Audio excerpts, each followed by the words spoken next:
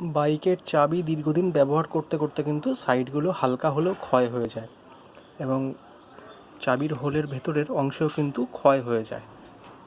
প্রথম নতুন গাড়িতে কিছু হয় না, তো 2-3 বছর পর থেকে এগুলো কিন্তু ক্ষয় হয়ে যায় এবং খুলতে কিন্তু সমস্যা হয়, লুজ কন্ট্যাক্ট হয়, অনেক সময় ঢিলা হয়ে যায়, ইগনিশন প্রপার আসে না, এগুলো নাড়াচাড়া করলে আসে।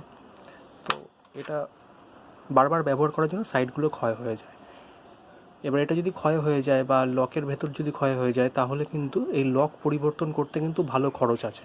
এবং একটা লক পরিবর্তন করলে কিন্তু হবে না, একটা ট্যাঙ্কের ভেতর দুটো এবং যে সিটের তলায় যে লক আছে এই 3টে পরিবর্তন করতে হয়, যাতে চাবিগুলো ক্ষয় না হয়, চাবিগুলো এবং লকের ভেতরে ক্ষয় না হয়। তাহলে যেটা করতে হবে, সামান্য ইঞ্জিন অয়েল দিয়ে যদি লিউব করা যায়, সামান্য এখানে ইঞ্জিন অয়েল দিয়ে লিউব করলে এবং এখানটায় যদি ইঞ্জিন অয়েল দিয়ে লিউব করা হয়, তাহলে কিন্তু ঘর্ষণটা কম হবে।